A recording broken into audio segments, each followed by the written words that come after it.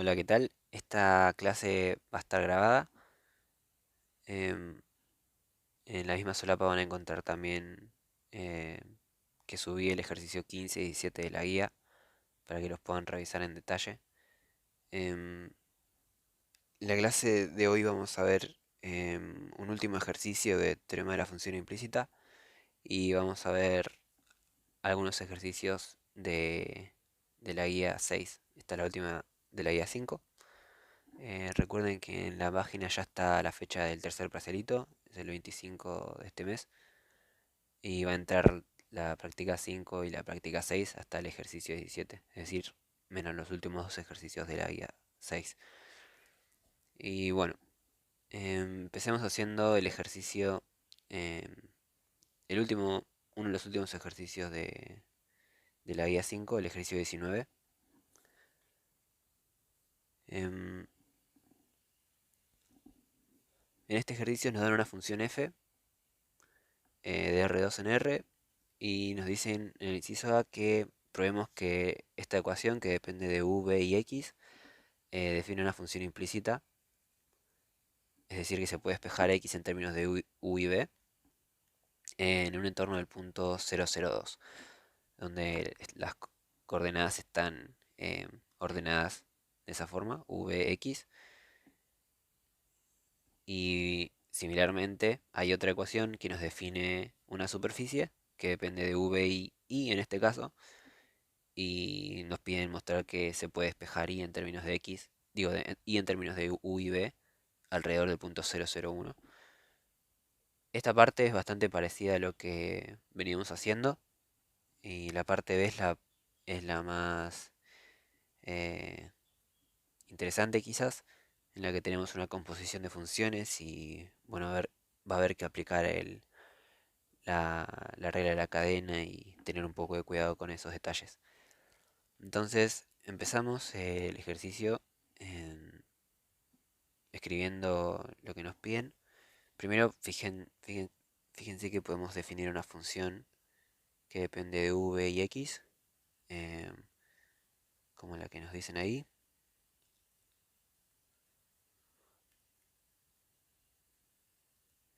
Y queremos aplicar el teorema de la función implícita alrededor del punto vx igual a 0,02. Entonces, de nuevo, lo primero que tenemos que chequear es que este punto pertenecía efectivamente a la superficie definida por esta f igualada a 0. Entonces, si yo evalúo en el punto, me tiene que dar 0 o 7 dependiendo de cómo hayan definido la f. Y entonces si evaluamos, vemos que nos queda 2 al cubo por e a la 0 menos e a la 0 menos 7. 2 al cubo es 8 por e a la 0, 1 menos 1 menos 7. Esto da 0, así que la primera condición se cumple. La segunda condición es que estamos queriendo despejar x en términos de u y b, ¿no? Y esa es la tercera coordenada. Y entonces lo que tiene que suceder es que f sub x en el 0,02 sea distinto de 0. Entonces, primero calculemos el gradiente de f en un punto genérico vx, porque lo vamos a usar después también. Y entonces ahora simplemente hay que derivar. Derivamos respecto de u esta función. La derivada de la exponencial es la misma. Y no hay nada más que dependa de u. Entonces termina ahí. Cuando derivamos respecto de b, solamente sobrevive este término de acá. Y bajo un x de la exponencial. Entonces me queda menos x por e a la xb. Y cuando derivamos respecto de x, tenemos 3x cuadrado por e a la u menos b, en este caso baja b, por e a la xb. Y si evaluamos esto en el punto 0,02, tenemos 2 al cubo por e a la 0, menos 2 por e a la 0 y 3 por 2 al cuadrado por e a la 0 menos 0, ¿no?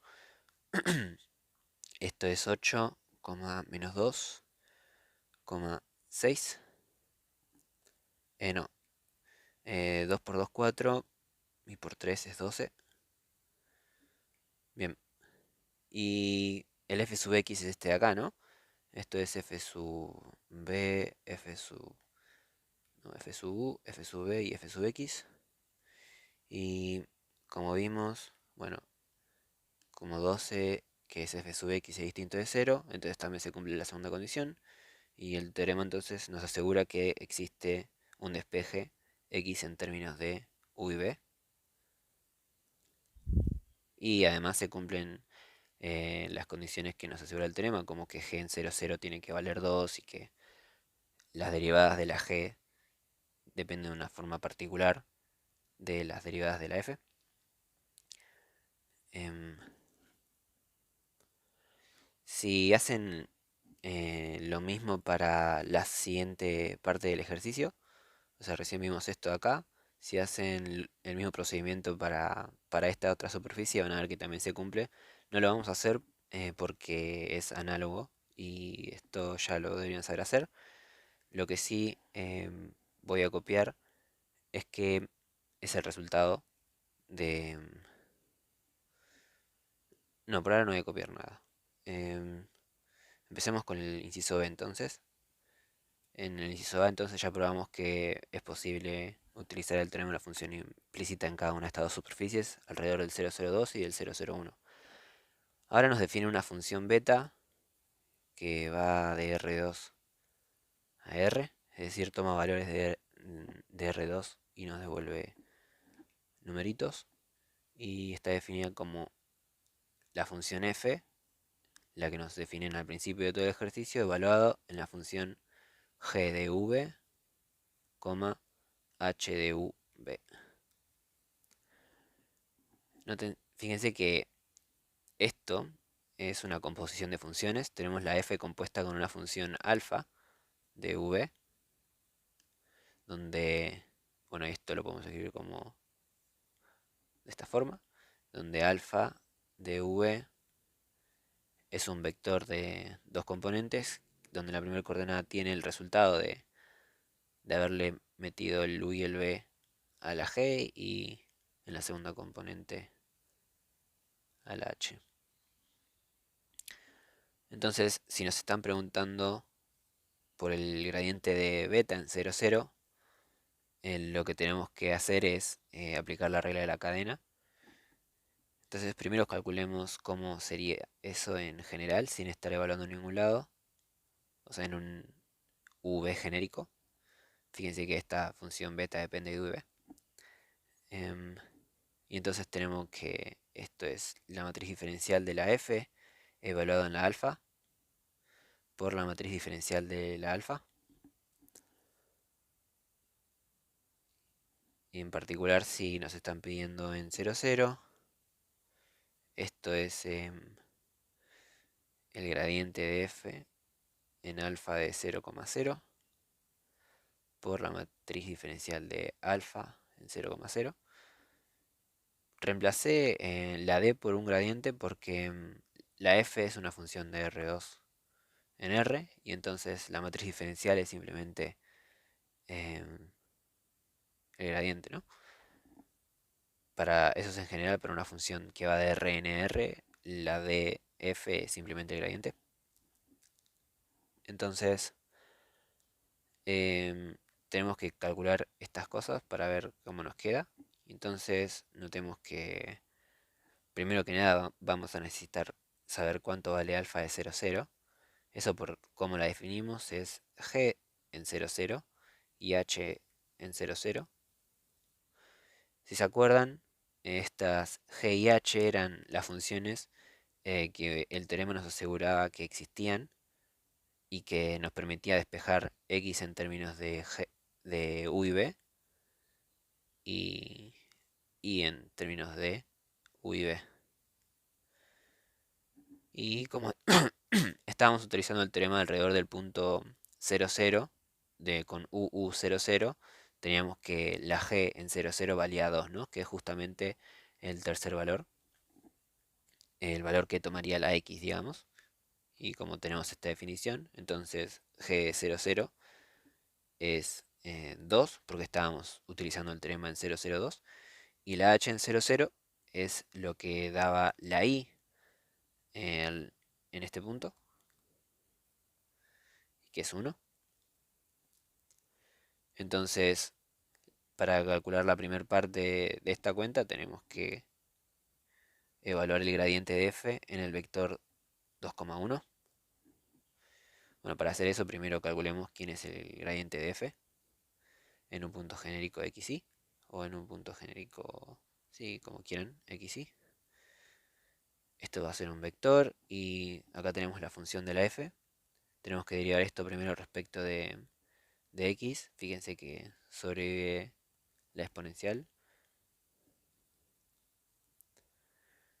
Y acá nos queda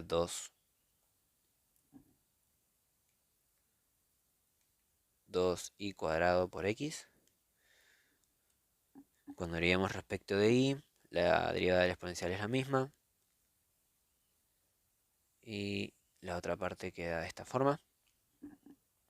Y finalmente, si evaluamos esto en el punto 2,1, nos va a quedar e a la 1 más 2 por 1 por 2, que es 4.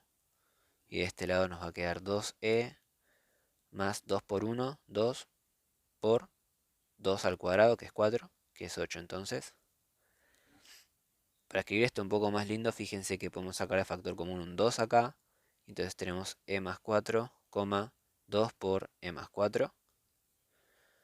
Y esto es el número e más 4 por, bueno, producto escalar, el vector 1, 2. Fíjense que si hacen la distributiva, esta de acá, les queda el vector con el que estábamos viendo recién. Em, Esto es un número, pero esto es un vector. Y entonces van a ver que está todo bien. Bueno, lo siguiente que necesitamos es la matriz diferencial de alfa. Entonces, calculemos eso. La matriz diferencial de alfa es la matriz que tiene en la primera fila el gradiente de g y en la segunda fila el gradiente de h. Esto es por cómo está definido. Si se acuerdan, cuando una alfa tenía varias componentes, alfa 1, alfa 2, entonces la matriz diferencial de alfa tenía el gradiente de alfa 1 y el gradiente de alfa 2. Y en este caso lo que sucede es que nada, alfa 1 es g y alfa 2 es h, por cómo la definimos. Y entonces queda esto. Bien, pero nosotros queremos evaluar esto en el 0, 0, así que este gradiente va a estar evaluado en el 0, 0 y esto también. Entonces, calculemos cuál es el gradiente de g en 0, 0. Si se acuerdan, para esto necesitamos el gradiente de la f grande en 0,0,2, porque, bueno, escribamos acá explícitamente, esto es menos f sub u en 0,02 dividido f sub x en 0,02, menos f sub b, 0,002 dividido f sub x en 0,02. Y por eso necesitamos saber cuál era el gradiente de la f en 0,02. Nosotros ya calculamos acá el gradiente y nos daba el vector 8 menos 2, 12. Y entonces esto de acá da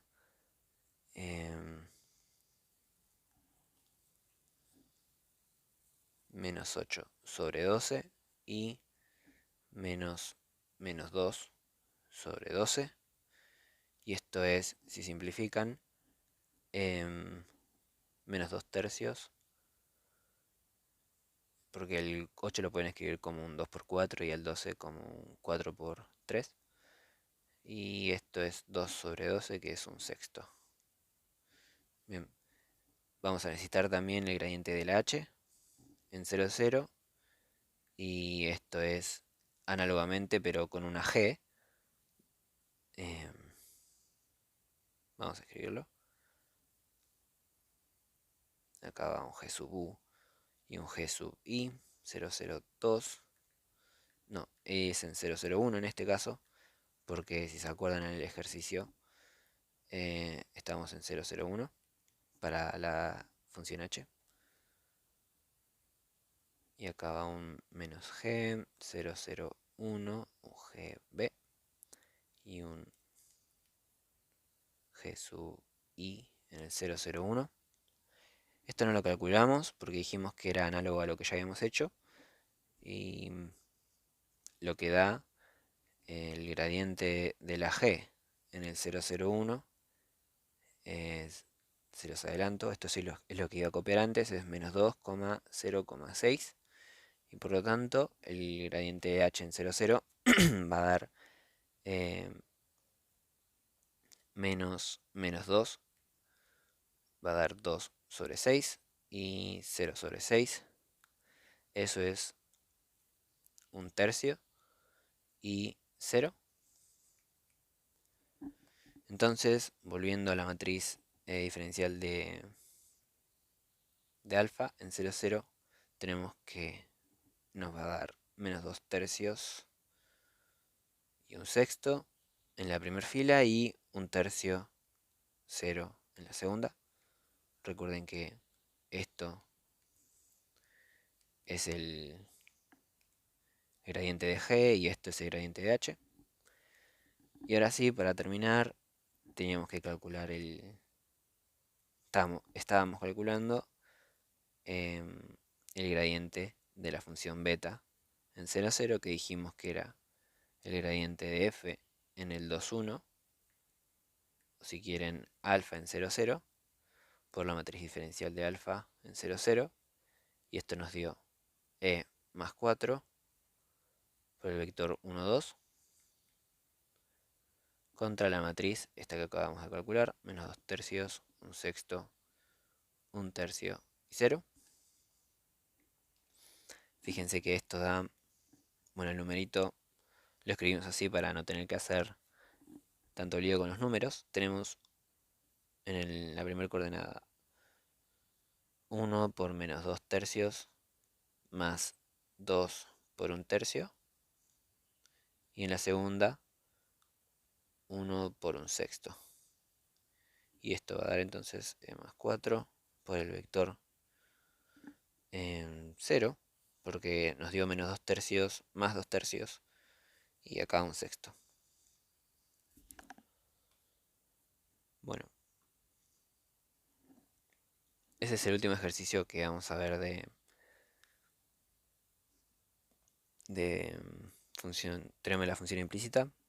Hagamos un breve repaso de lo que vieron con Claudio de extremos de funciones. Em, Primero definamos cómo eran los puntos críticos. Teníamos una función y estábamos queriendo calcularle los puntos críticos.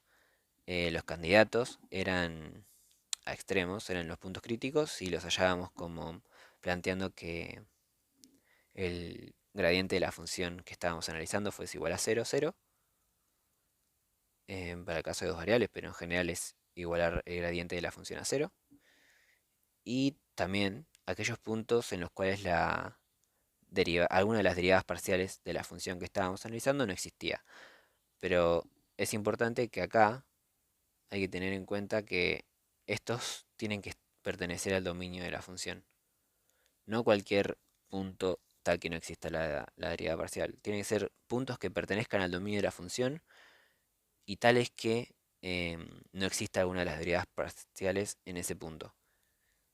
O bien ellos, o bien aquellos puntos en los cuales el gradiente se anula. Esos son los puntos críticos, así como sucedía en Mate 1. Y después, para clasificarlos, em, tenemos distintas formas. Podemos hacerlo a mano, como se dice, es verificar si se cumple alguna de estas propiedades. Es muy análogo a lo que teníamos en Mate 1 también. Decimos que un punto crítico es mínimo local si sucede que la función evaluada en ese punto es menor o igual que la función evaluado en cualquier otro punto alrededor, en un entorno del punto que estamos mirando. Y análogamente, en máximo local, si sucede que es mayor a cualquier valor de la función en un entorno del punto que estamos viendo. Y es un punto silla si no es ni máximo ni mínimo y existe el gradiente de la función en el punto. Eh, Podría suceder que no sea ni máximo ni mínimo y bueno, eso dejamos aparte. Eso es básicamente lo que sería clasificarlo a mano, digamos. Tenemos que poder identificar cómo es el comportamiento de la función alrededor de ese punto y tratar de extraer de ahí una conclusión. Después hay otra forma que es el criterio hessiano, que es la que más vamos a utilizar, y básicamente consiste en considerar la matriz hessiana, donde la matriz hessiana de una función es una matriz que contiene las derivadas eh, segundas de la función. Por ejemplo, si tenemos una función que depende de x y de y, entonces la matriz hessiana de f va a ser una matriz de 2 por 2 en el cual la primer componente va a ser derivar la función dos veces respecto de x y derivar la función respecto de x y de y en la diagonal, y en la última componente derivar la función respecto de y dos veces. Es decir, es una matriz que tiene todas las derivadas segundas que se le podría hacer a la función. Si la función fuese de tres variables, entonces la matriz hessiana sería 3 por 3 y tendría dentro todas las derivadas segundas de la función esta. Todas las derivadas cruzadas y así. ¿Y cómo es el criterio? Bueno, supongamos que tenemos un punto crítico P. Entonces empezamos calculando el determinante a la matriz hessiana em, de la f en el punto P, evaluada en el punto P, y nos fijamos si es positivo o si es negativo. Si es positivo, entonces tenemos dos posibilidades. O bien que ese punto sea un mínimo o un máximo. Y va a depender de cuál es el signo de la derivada segunda respecto de x de, de la función f. Recuerden que esto tenía muchos numeritos, pero el que estaba acá era un f sub xx, ¿no? Entonces, si el determinante de la matriz hessiana nos dio positivo, nos fijamos cuál es el signo de este elemento que está acá. Y si es positivo, entonces el punto P era un mínimo. Y si seguimos en el caso en el que el determinante hessiano es positivo, pero el f sub xx es negativo, entonces el punto P era un máximo. Por otro lado, si nos daba que el determinante era negativo, entonces directamente podemos afirmar que el punto P es un punto silla. Si no nos daba ninguno de estas dos, si no estábamos en ninguno de estos dos casos y el determinante del hessiano nos daba cero, entonces el criterio este no sirve. Tenemos que determinarlo a mano o de alguna otra forma. Em, Eso. Entonces, hagamos un ejercicio. em, Nos dan una función y nos dicen que hallemos los puntos críticos y los clasifiquemos. Entonces, em, lo primero que tenemos que notar es que esta función es una función de tipo c infinito. Noten que esto es un polinomio, básicamente. Entonces tiene derivadas infinitas. F es de tipo c infinito en todos lados y por lo tanto los únicos puntos críticos, es decir, los únicos candidatos a extremos, van a venir por aquellos puntos que anulan al gradiente de f. ¿Está bien? Entonces, calculemos el gradiente de la f y igualemos a cero para poder encontrarlos. Calculamos el gradiente de la f en un punto genérico, xy. Esto va a ser, cuando derivemos respecto de x, tenemos acá un producto de dos cosas que dependen de x. Yo derivo de esta forma. El x menos 1 derivado me va a dar un 1 por x menos 3, más y cuadrado por x menos 1 por la derivada de x menos 3, que es 1. Y tenemos que derivar este término de acá. Cuando baje el 3 se va a cancelar con el del denominador. Y me va a quedar entonces un x cuadrado. Y por último sumamos un 1, que viene de derivar esta x que está suelta. Y cuando derivamos respecto de y, lo único que nos queda es 2i por x menos 1 por x menos 3. Y esto, entonces, dijimos que lo tenemos que igualar a 0, 0 para encontrar los puntos críticos. Entonces, nos queda el sistema de ecuaciones, eh, esto igual a 0 y esto igual a 0. Entonces lo escribimos por acá. Noten que podemos sacar de factor común y cuadrado. em, Tenemos un y cuadrado multiplicando a esto y acá un y cuadrado multiplicando a esto otro. Entonces sacamos de factor común y cuadrado y nos queda x menos 3 más x menos 1 y el resto como estaba. Y esto igual a 0 y 2i por x menos 1 por x menos 3 igual a 0. Entonces esto lo reescribo como y cuadrado por 2x menos 4 más x cuadrado más 1 igual 0 y 2i por x menos 1 por x menos 3 igual a 0. Empecemos con la ecuación número 2, que es más fácil. Tenemos un producto de tres cosas que está igualado a 0. Entonces, o bien sucede que y es igual a 0, o x es igual a 1, o x es igual a 3. Entonces, empecemos con las soluciones que suponen esto y veamos si llegamos a algo. Vamos a la ecuación 1 y reemplazamos. Y entonces tenemos 0 más x cuadrado más 1 igual 0. Pero esto nos dice entonces que x cuadrado es igual a menos 1. Y esto no tiene soluciones, ¿no? Porque esto es un número positivo y esto es un número negativo. Esto es absurdo. Entonces, por este lado no viene ninguna solución. Ya las descartamos porque nos llegamos a un absurdo. Vamos con las que suponían x igual a 1. Entonces vamos a la ecuación número 1 y reemplazamos de nuevo. Nos queda y cuadrado por 2 menos 4 más 1 al cuadrado más 1. Y esto igual a 0, ¿no? Esto es menos 2 y cuadrado más 2 igual a 0. Lo que nos dice que 2 y cuadrado es igual a 2. Y si mandamos el 2 dividiendo, entonces nos queda que y cuadrado es igual a 1, que tiene dos soluciones, igual a 1 y igual a menos 1. Entonces de acá podemos deducir dos puntos, el que tiene la primera coordenada en 1 y la segunda en 1, y el 1 menos 1. Esos son los dos puntos críticos que sacamos de esta rama de soluciones. Analicemos por último las que suponían x igual a 3. Vamos a la ecuación 1 de nuevo y nos queda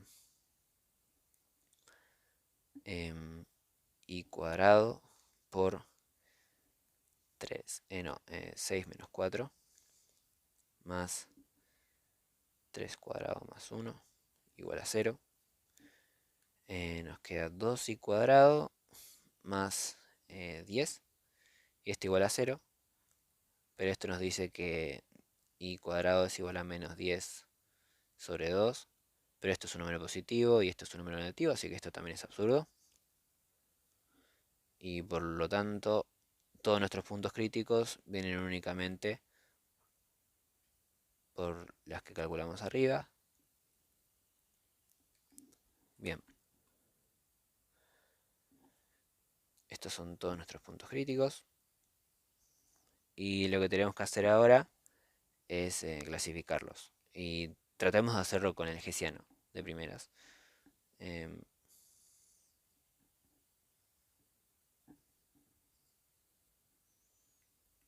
uy, em, bueno, calculemos las derivadas segundas porque vamos a necesitar eso para armarnos la matriz. Habíamos dicho que f sub x era em, y cuadrado 2x menos 4 más x cuadrado más 1. Calculamos f sub x, que es derivar x respecto de x una vez más.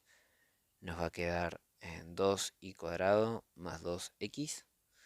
Y si calculamos la derivada de esto, pero respecto de y, entonces nos queda 2y, 2x menos 4. Notemos que esto a su vez es igual a f sub i x, porque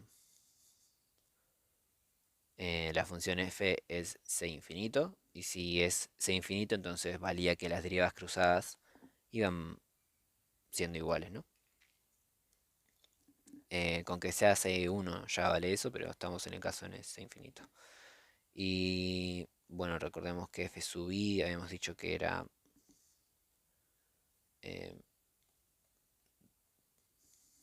2i x menos 1, x menos 3. Si derivamos esto respecto de y una vez más, nos queda 2 por x menos 1 por x menos 3. Y ya entonces nos podemos armar la matriz hessiana de f en un punto genérico de xy. Tenemos 2y cuadrado más 2x. Y en la diagonal tenemos 2y por 2x menos 4, 2y por 2x menos 4. Y en el último lugar, 2 por x menos 1 por x menos 3. Bien, entonces empecemos analizando cuál es el carácter del punto crítico 1,1. Es decir, tenemos que reemplazar la matriz hessiana en el punto 1,1. Y entonces nos va a quedar por un lado 4. Si reemplazamos acá nos queda 2 por menos 2, es menos 4. Y acá va a valer lo mismo. Y acá nos va a quedar 0, ¿no? Porque se anula este término de acá. Porque x vale 1. Y entonces el determinante de esta matriz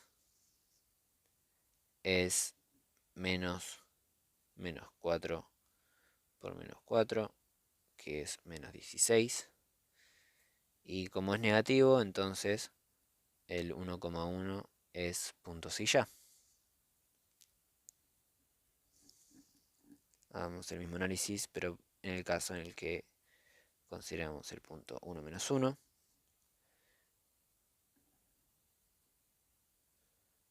En este caso, lo que va a quedar es un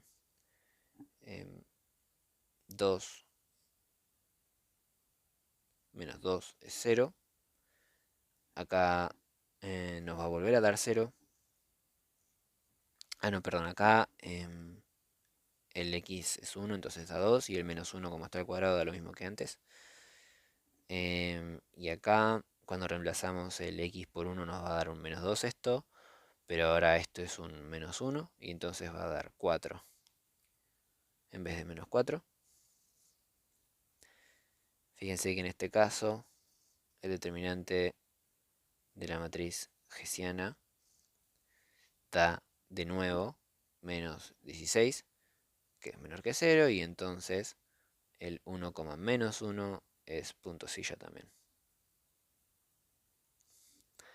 En este caso, los puntos críticos lo que hicieron fueron anularnos este término de acá, el, el último de la matriz, y como estamos en una matriz de 2 por 2, entonces no importa cuál sea el signo de lo que esté en la diagonal, siempre nos va a quedar menos eh, un número negativo, ¿no? Si tenemos A, B, B, 0, entonces el determinante de eso nos va a quedar menos B cuadrado.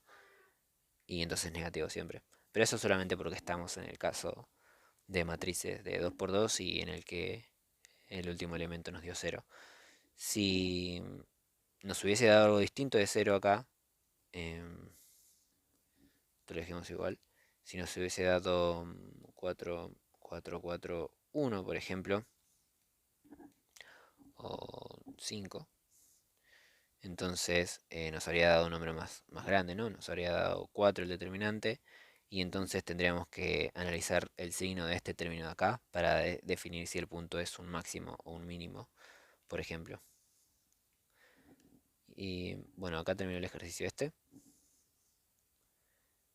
Em, el procedimiento es ese. Calcular el determinante de... Calcular el gradiente de la función, igualar a cero, tratar de encontrar las soluciones a ese sistema de ecuaciones y clasificarlo de alguna forma. Siempre suele ser más cómodo tirarse directamente por el hessiano, es más mecánico, y si no hay que pensar un poco y arremangarse. Depende de cada ejercicio eso. Hay muchos métodos, varios ya lo vieron en la clase de Claudio. Entonces veamos un ejercicio, otro ejercicio más de extremos. En este otro ejercicio nos piden hallar los puntos que caen sobre esta superficie, eh, que estén lo más cerca posible al origen. Es decir, encontrar aquellos puntos de la superficie que están más cerca del origen, digamos. Y nos dicen que asumamos que este mínimo existe, ¿no? Entonces la situación que tenemos es esta. Tenemos una superficie en R3, porque fíjense que tenemos tres variables igualadas a una constante. Eso por el tema de la función implícita. Si se cumplen ambas cosas, nos define una superficie. Em, y la idea es que cada punto de esta superficie tiene una distancia dada al origen, ¿no? Yo me pregunto cuál es la distancia del origen de este punto de acá. Supónganse que es 7. Y el de este otro punto de acá, que también pertenece a la superficie, supónganse que es 3. La idea del ejercicio es tratar de encontrar em, los puntos que estén sobre la superficie que disten lo menor posible al origen. Entonces, si yo me muevo sobre esta superficie, em, la distancia de ese punto al origen va a cambiar y la idea es encontrar aquel que diste lo menos. Para resolver esto, vamos a necesitar recordar cuál es la distancia entre dos puntos en R3. Eso viene dado por la función norma, la norma de P menos Q, donde P y Q son dos puntos de R3. Em, en este ejercicio estamos preguntándonos o queremos encontrar los puntos que distan lo menos posible al origen, es decir, que uno de los puntos va a ser el origen, pero en otro ejercicio podría ser de otra forma. Em, y el punto genérico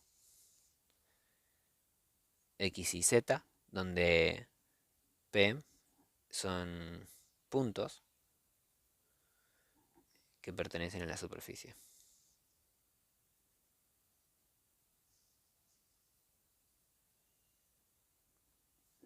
Bien. Em, fíjense que tenemos z cuadrado menos xy igual a 1. Entonces z cuadrado es igual a 1 más xy. Esto tengámoslo ahí un segundo. Em, entonces, el objeto que tenemos que utilizar para resolver el ejercicio dijimos que es esta función de acá. La distancia entre P y Q, siendo que Q es el 0.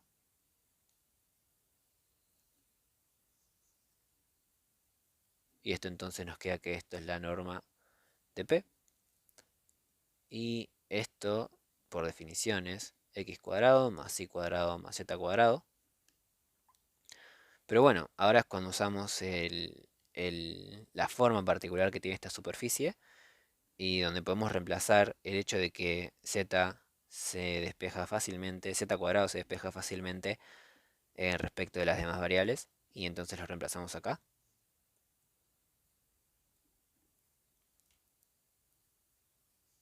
Nos va a quedar entonces x cuadrado más y cuadrado más 1 más x por y.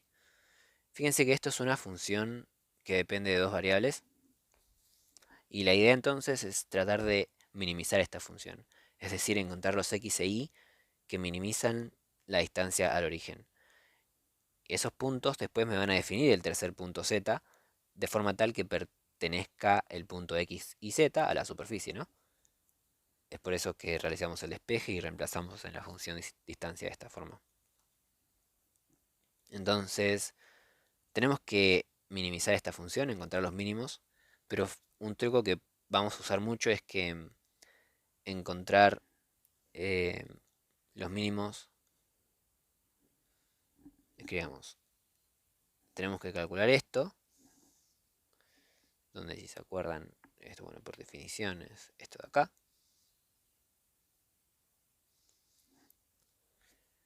Esto es muy cuentoso, ¿no? Porque tenemos una raíz metida acá en el medio, entonces nos gustaría poder hacer la cuenta de forma más fácil.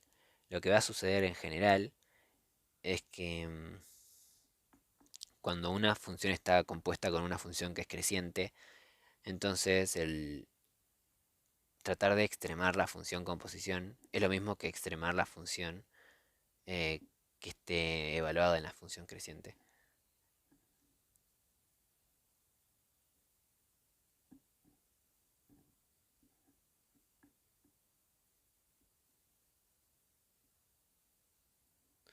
Vemos que podemos definir una función g que está evaluada en la función raíz.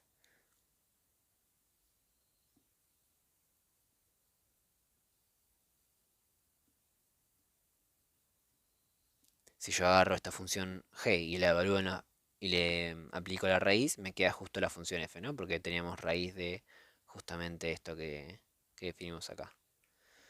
Entonces, la justificación es que como la función raíz es creciente, si no se acuerdan de eso, hacen el dibujito de la función raíz de x y se fijan a ojo que es creciente. Em, entonces, podemos extremar g en vez de f y los extremos van a coincidir, ¿no? O sea, podemos buscar los extremos de la función g y esos extremos van a ser los mismos que la de función f, siempre que la función que estamos aplicando por último sea una función creciente. Este argumento también lo vamos a poder utilizar cuando tengamos ejercicios en los que la función f de xy, por ejemplo, sea una función exponencial de una g de xy, porque la función exponencial también es una función creciente, la función logaritmo también lo es. En todos esos ejemplos, para ahorrarnos cuentas, lo que hacemos es utilizar este argumento y hacemos nuestra vida más fácil. Entonces, en el examen o en cualquier ejercicio, si llega a aparecer algo de este estilo, recuerden justificar esto eh, bien, de que la función que esté por afuera de todo sea una función creciente y que entonces pueden utilizar este resultado. Entonces, extremamos la función g. Para eso, como siempre, le calculamos el gradiente. Fíjense que si derivamos esto respecto de x, nos va a quedar 2x, más y, con el más y vino de acá. Cuando derivamos respecto de y, nos queda así. Y esto lo tenemos que igualar a 0, 0. Entonces tenemos el sistema de ecuaciones 2x más y igual 0, 0. Y 2y más x igual 0. Bueno, de acá podemos decir que y es menos 2x. Y entonces, si reemplazo esto, nos queda que 2 por menos 2x más x es igual a 0. Y entonces nos dice que menos 4x más x es igual a 0. Y por lo tanto menos 3x es igual a 0. Y entonces x es igual a 0.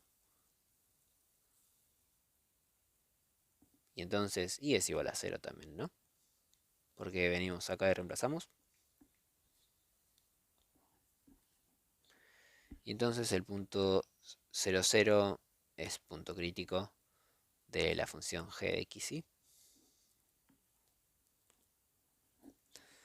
Ahora recordemos que estamos queriendo la solución a nuestro ejercicio, lo que nos pregunta el ejercicio son puntos P que pertenezcan a la superficie, pero son puntos de R3, ¿no?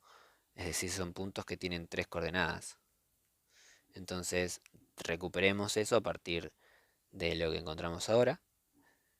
Recién obtuvimos que las coordenadas x y y de los puntos de esa forma tienen que ser 0, 0. Utilicemos la condición de que tiene que pertenecer a la superficie para encontrar cuál es la tercer componente del punto P. Es decir, si teníamos z cuadrado igual a 1 más xy, y reemplazamos que x, y es igual al 0, 0, entonces nos queda que z cuadrado es igual a 1, y por lo tanto z puede ser más o menos 1.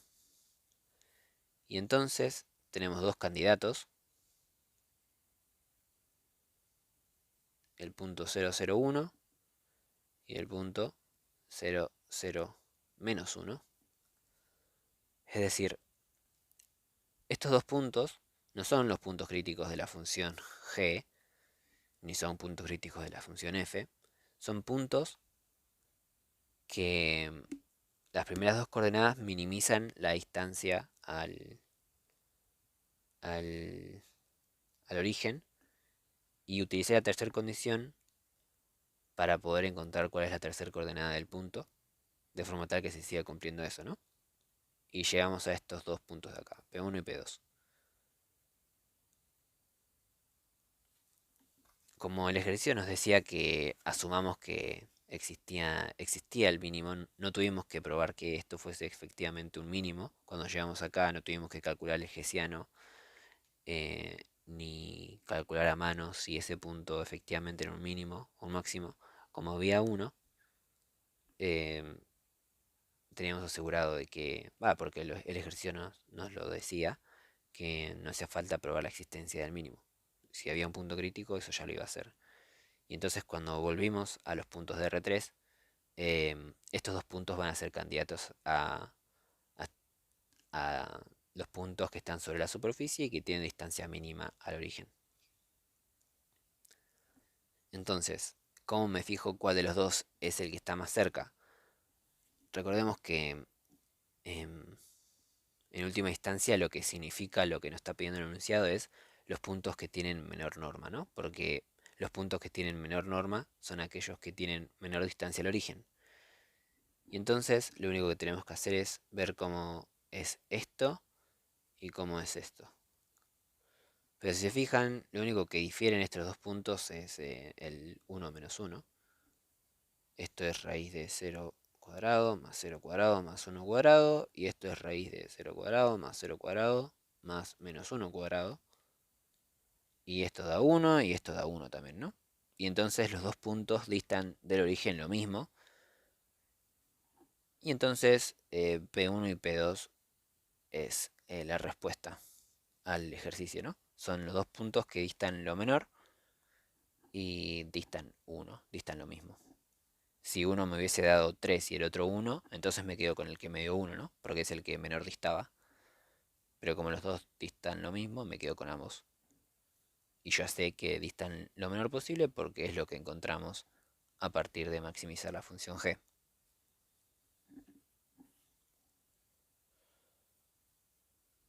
Bien,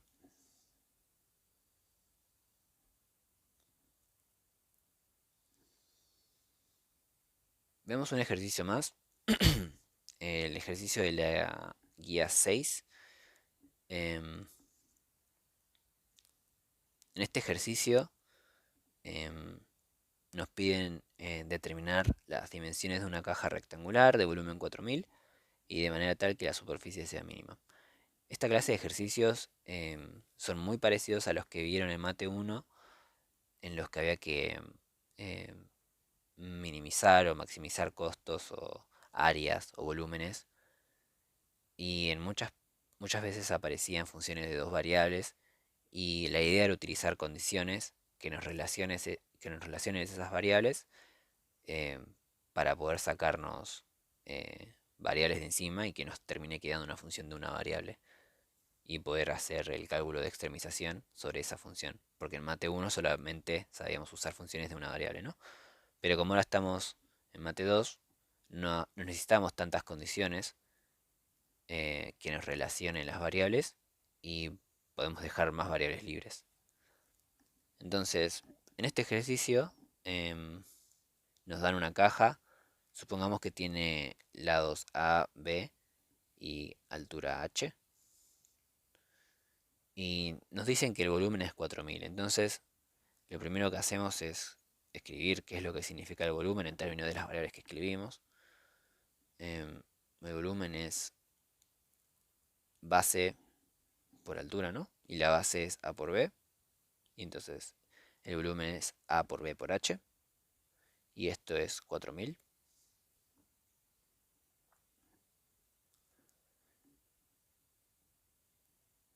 Y nos piden que la superficie de la caja, sin la tapa esta de acá, nos piden que esa superficie, es decir, todo lo que está rodeándolo por afuera y la base de abajo, tenga superficie mínima. Entonces escribimos cómo sería una función que comprenda la superficie de la caja. Fíjense que vamos a tener dos de estas tapas y dos de estas tapas. Tenemos entonces, bueno, y también tenemos la tapa de abajo, ¿no? La superficie entonces es la suma de la superficie de cada una de esas caras. Y como esto tiene altura h y base b, entonces em, la superficie de las caras en verde son b por h, ¿no? Porque es la superficie de esta cara que está acá. Y como tenemos dos de ellas, tengo que multiplicar por 2 con el mismo argumento. Tenemos dos caras de la caja que tienen superficie A por H, porque esa sería la superficie de esa cara. Y entonces multiplicamos por 2 y A por H. Y por último tenemos una sola tapa, la tapa de abajo, y esa tiene superficie A por B. Entonces, em, antes de considerar cuál es la función que tenemos que extremizar, notamos que podemos de acá despejar una de las variables en términos de las otras. Por ejemplo, despejemos h. Va a quedar 4000 sobre a por b. Y entonces la función que tenemos que considerar es 2b por 4000 sobre ab más 2a por 4000 sobre ab más ab. Esto es 8000 sobre a más 8000 sobre b más ab. Bien, lo siguiente es extremar esta función, ¿no? Entonces, como siempre, le calculamos el gradiente en un punto genérico, AB. Notemos cuál es el- el dominio de esta función, ¿no? Esta función tiene como dominio los números eh, A y B pertenecientes a R2, pero donde A y B ambos son mayores que 0, ¿no? Porque no podemos tener una caja donde los, eh, los lados son negativos ni 0, ¿no? Entonces, porque son distancias. Entonces tienen que ser positivos necesariamente. Eso hay que tenerlo en cuenta. Entonces, calculando el gradiente, el 1 sobre A es menos 8000 sobre A cuadrado, más B, que viene de la derivada de esto de acá, coma menos 8000 sobre B cuadrado más A. Y este lo tenemos que igualar al 0, 0. Y entonces planteamos el sistema de ecuaciones, nos queda menos 8000 sobre A cuadrado más B igual a 0.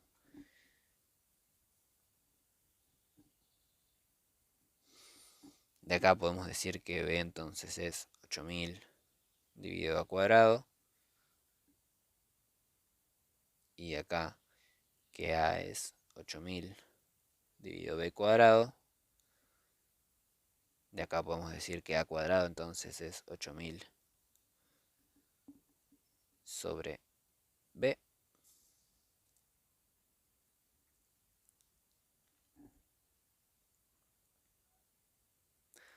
O no, mejor directamente reemplazamos este b acá. Y entonces tenemos que a es 8000 sobre 8000 sobre a cuadrado, todo al cuadrado. Y entonces esto es 8000 por a la cuarta sobre 8000 al cuadrado. El 8000 este se nos tacha con el cuadrado. Y tenemos entonces a la cuarta dividido 8000. Y entonces tenemos a, paso el 8000 multiplicando acá, por 8000 igual a la cuarta. Pasamos todo restando.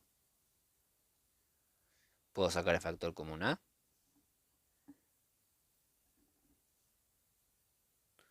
Y esto igualado a 0 entonces.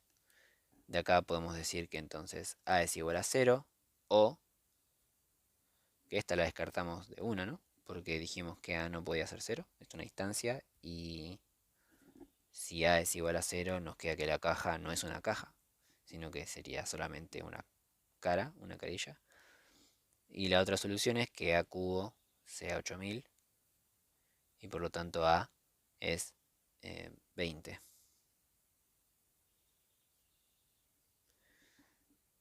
Vamos a la ecuación de b, que dijimos que era 8000 dividido a cuadrado. Y nos queda 8000 dividido 20 al cuadrado. Esto también nos va a dar 20.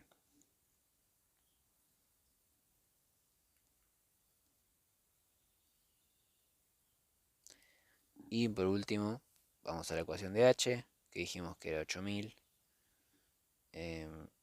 No, que era 4000 dividido a por b. Y nos va a dar 10.